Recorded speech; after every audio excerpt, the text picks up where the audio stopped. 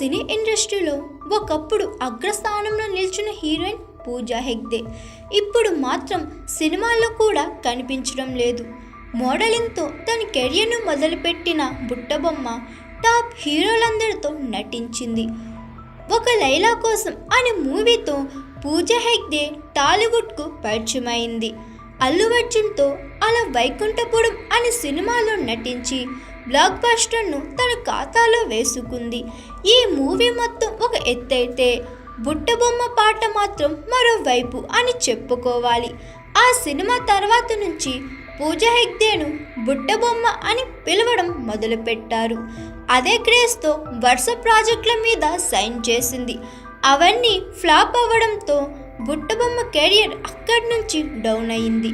హిందీ, తమిళంలో సినిమాలు చేస్తుంది కానీ ప్రస్తుతం ఒక తెలుగు సినిమా కూడా చేతిలో లేదు.